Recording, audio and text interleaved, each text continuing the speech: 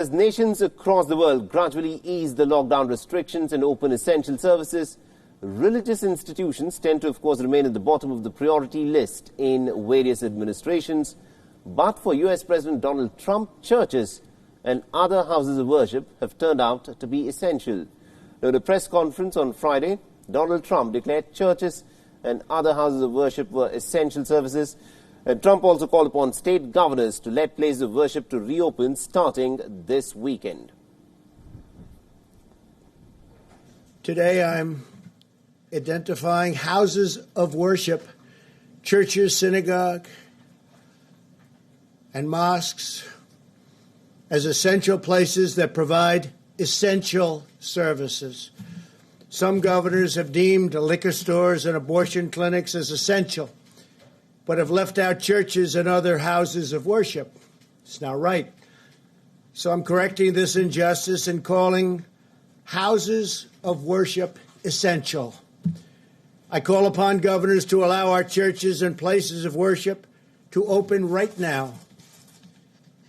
If there's any question, they're going to have to call me, but they're not going to be successful in that call. If they don't do it, I will override the governors.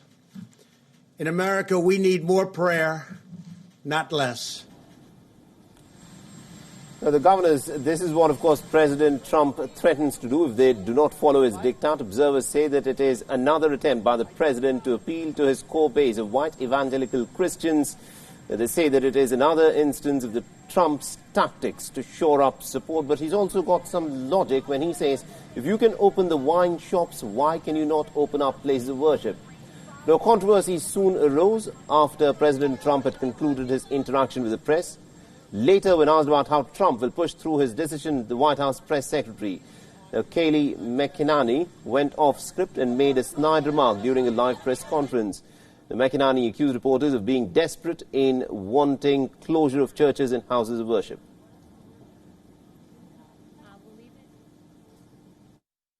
The president will strongly encourage every governor to allow their churches to reopen. And boy, it's interesting to be in a room that desperately wants to seem to see these churches and houses of worship stay closed. The president said that he has that. Really, I object to that. I mean, I go to church. I'm dying to go back to church.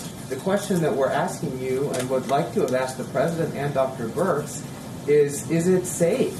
And if it's not safe, is the president trying to encourage that? Or does the president agree with Dr. Birx that people should wait?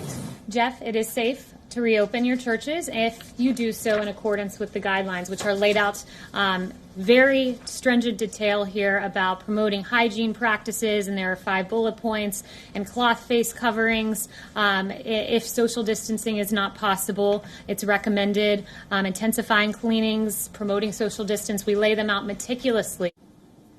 Meanwhile, public health agencies have generally warned against any kind of religious gatherings all over the world. Congregations have, of course, emerged as brewing grounds for the virus.